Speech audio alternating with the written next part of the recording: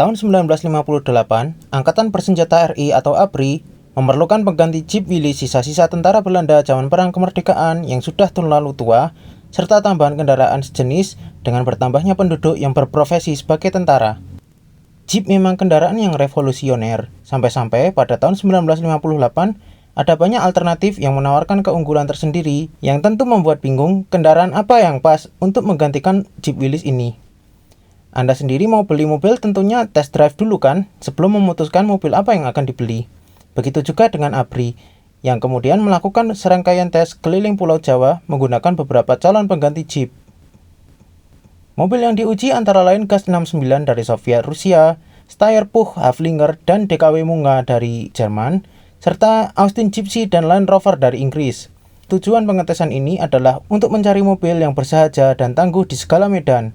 Pengujian dilakukan mengelilingi Pulau Jawa selama 50 hari dengan jarak tempuh sekitar 4.000 km.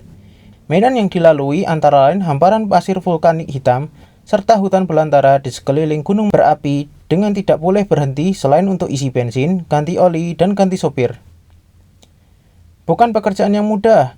Kalau zaman sekarang bisa cepat lewat tol Trans Jawa, lalu di selatan bisa lewat CCLS, melihat pemandangan Gunung Kars, atau menikmati lurusnya Jalan Dendels Pantai Selatan.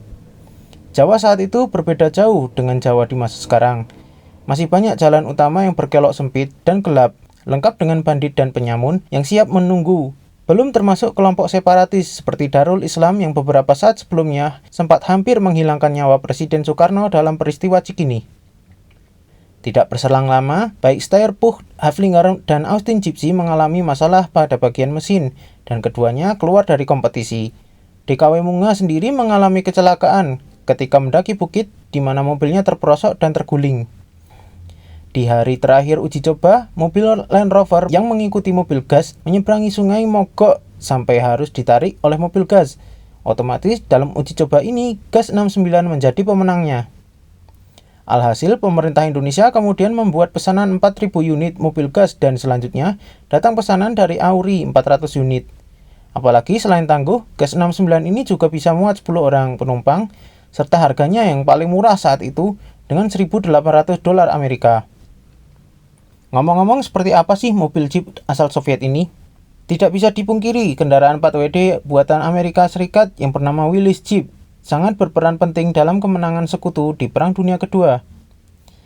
Desain Jeep Willys ini kemudian tersebar dan diadopsi oleh banyak negara, salah satunya Uni Soviet yang kemudian membuat Gas 67 yang juga dipakai untuk bertempur melawan Jerman. Setelah Perang Dunia Kedua usai, Gas 67 ini dirasa mulai ketinggalan zaman dan akhirnya pada tahun 1953, Gas atau Gorkovsky Automobilny Zavod atau dalam bahasa Indonesianya pabrik mobil Gorky membuat penerusnya yang bernama Gas 69. Mobil ini didesain oleh Grigory Veserman dan timnya dengan tujuan utama membuat Gas 67 yang lebih irit dan tangguh. Gas 69 ini kemudian pindah produksinya pada tahun 1954 ke UAZ atau pabrik mobil Ulyanovsk. Walaupun pada saat itu mereknya berubah menjadi UAZ 69, namun mobil ini masih tetap saja dikenal dengan nama Gas 69. Mesin asli yang dipakai mobil ini adalah mesin gas dengan tipe 69. Mesin ini memiliki konfigurasi 4 silinder OHV berkapasitas 2100 cc yang mampu menghasilkan tenaga sebesar 65 horsepower. Untuk menggerakkan rodanya, digunakan transmisi manual 3 percepatan dengan transfer case 2 percepatan.